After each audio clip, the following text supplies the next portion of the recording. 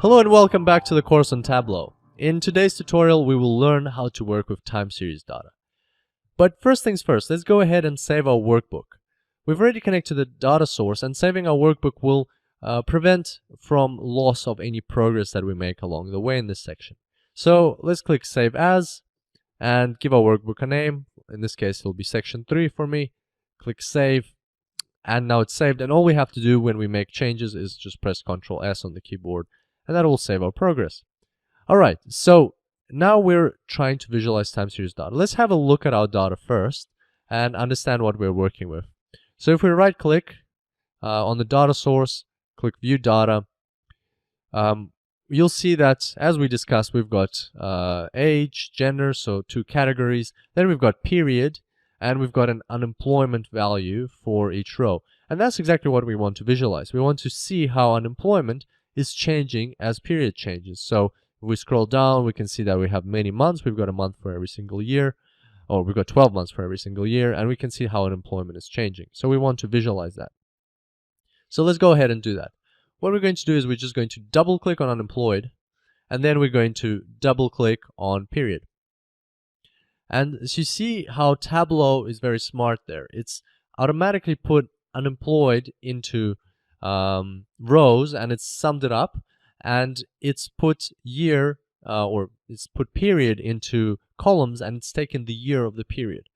So what's going on here is there's some aggregation, and we'll talk about aggregation more in the next tutorial, but it kind of makes sense already. What is happening is Tableau is taking all of the data that it can see, say for 2007, and it's summing it up, all of the values in all of the rows that have 2007 in them, irrespective of month, of gender, of age. Is just summing them up and coming up with one single value for 2007.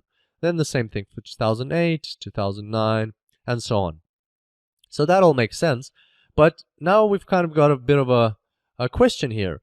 We know that our data is much more granular than that. We know that we have months in every year, and we have information for that. How do we get to that level of granularity? Well, let's go ahead and explore that. If we go to the drop down here, which you can see for this dimension, and we click it, you'll see that there's 2 sections which are responsible for time. There's this section which has year, quarter, month, day, and then there's this section which also has year, quarter, month, week number, and day. What's the difference between the 2? Well, to find that out, let's click on month in the first section. And right away you can see how we no longer have years at the bottom. Instead of that we have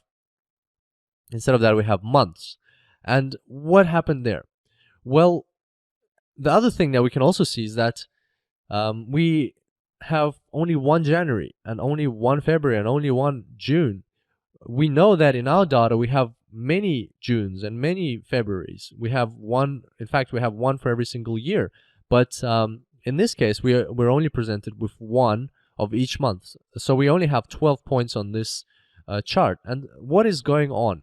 Well, what is happening is Tableau is taking all of the data from our data source, which has, let's say for instance, May. For any row that has May in it, it will take it and aggregate it to this value. So it will add them up irrespective of age, gender, and even year. And for us, that doesn't make any sense. What's the point of adding up unemployment for 2005, 2006, 2007, and so on, and coming up with one number? That number has no meaning to us. And so why is that happening? Well, the reason is because in this case, Tableau is recognizing month as a dimension.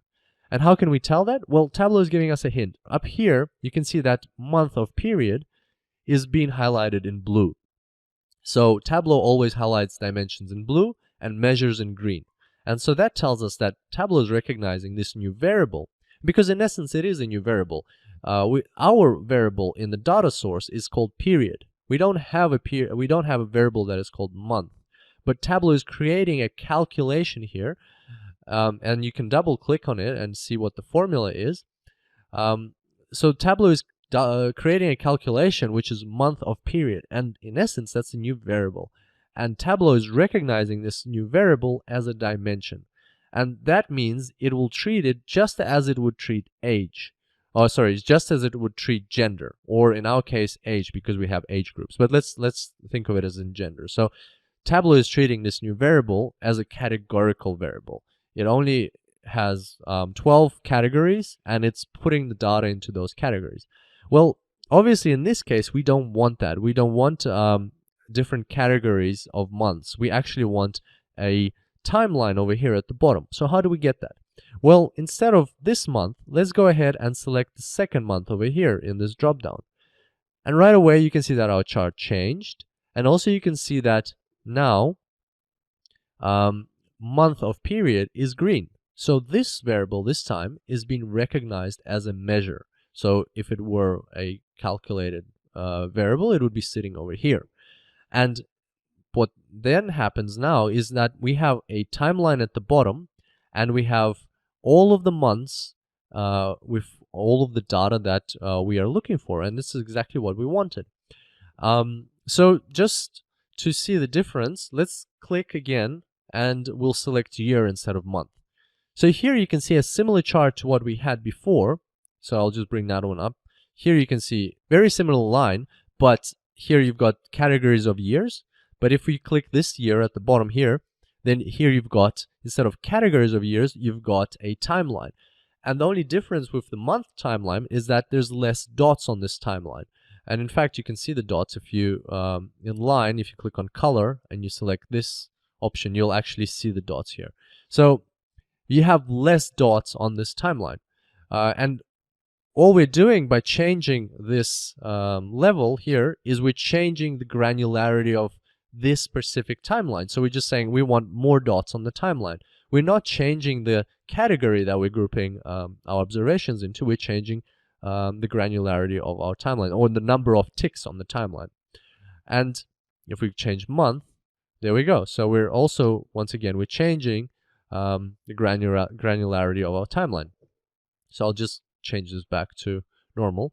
And that's exactly what we want. So you have to be careful of that, and that's an important part of working with time series data, that you need to understand what you want from your time data, whether you want it to be a dimension or a category, or whether you want it to be a measure. In this case, we want it obviously to be a measure, so we can plot a timeline like this.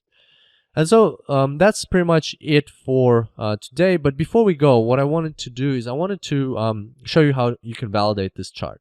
So this is unemployment data for the US, and obviously it's publicly available. So you can just go to Google and just look for unemployment. And 27 weeks is long-term unemployment. We're looking at long-term unemployment. 27 weeks, and then just type in FRED, and FRED stands for Federal Reserve Bank of St. Louis.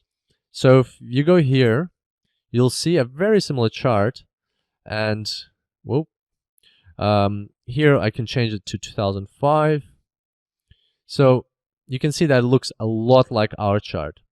The only question we've got, we can just look at the tip here and see 6,800, and in our chart it's 7,100, or 7,100,000. So it's, of course, you'll have a bit of a discrepancy if you have data from different data sources. In this case, it's about 300,000. But the way, like I look at it, if it's statistical data, so it's 300,000 and you divide it over 6,800. So that's less than 5% difference. And for what we're doing, for our purposes, that'll be a sufficient level of precision. And you can see that the charts are quite similar. So we are working with actual unemployment data in the US for this period of time. Okay, so that's us for today. And next time we will be talking about aggregation, granularity, and level of detail. So I look forward to seeing you in the next tutorial. It will be a very important one. And until then, happy analyzing.